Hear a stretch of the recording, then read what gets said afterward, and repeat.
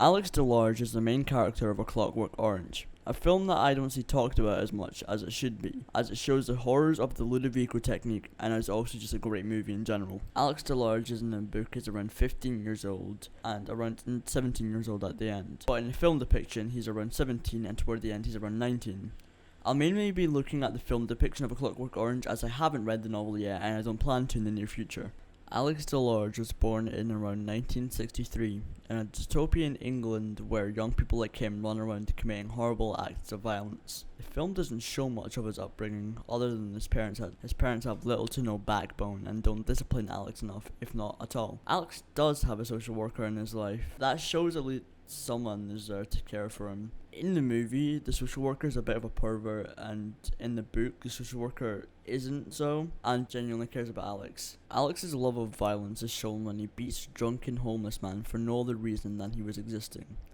And when he assaulted Mr. and Mrs. Alexander, he also beat up Billy Boy and his gang, along with the murder of the cat lady that shows that Alex is not only a violent person, but also a murderer. Alex shows predatory behaviour in his love of sex and rape, but mostly rape, which is shown in both the book and movie. Alex toys with his victims to instill fear into them, like when he taunts Billy Boy and his gang of droogs, or when he starts dancing around and destroying Mr. Alexander's house and Singing in the Rain before making Alexander watch what he does to his wife.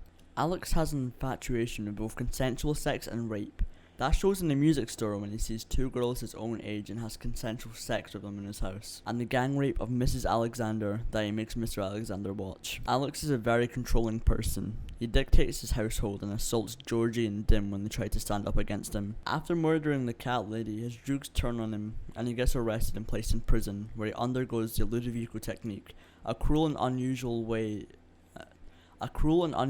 technique that forces people to have lid locks on their eyes and shown images of violence and heinous acts.